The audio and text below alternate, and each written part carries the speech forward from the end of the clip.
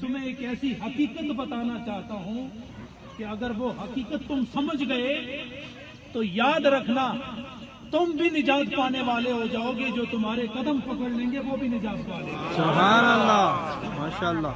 سرکار دو عالم صلی اللہ علیہ وسلم نے اپنے صحابہ سے ارشاد فرمایا، مجھے یہ بتاؤ کہ موت کو تم کیا سمجھتے ہو، کتنا قریب اور کتنا بعید سمجھتے ہو؟ تو ایک صحابی عرض کرنے لگے، یا رسول اللہ جب صبح ہوتی ہے نماز پڑھ لیتا ہوں تو پھر یہ یقین نہیں ہوتا کہ جن آنکھوں سے آسمان پر چمکنے والا سورج دیکھا ہے اسے غروب ہوتے ہوئے بھی میں دیکھ پاؤں گا یا نہیں۔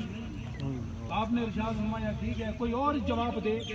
تو دوسرے صحابی نے عرض کیا، یا رسول اللہ میں تو یہ سمجھتا ہوں کہ جب میں نماز شروع کروں تو یہ یقین نہیں ہوتا کہ میں نماز کو ختم بھی کر پاؤں گا یا نہیں۔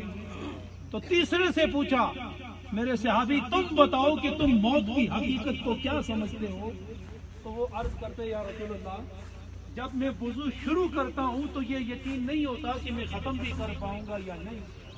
تو اللہ کے رسول نے ارشاد فرمایا، تمہاری باتیں، تمہارے حدود، تمہاری حیثیت تمہارے علم و معرفت کی حدود تک درست ہیں، لیکن میں تمہارا بھی نبی ہوں، تمہارے بعد آنے والے ساری انسانیت کا نبی ہوں۔ میں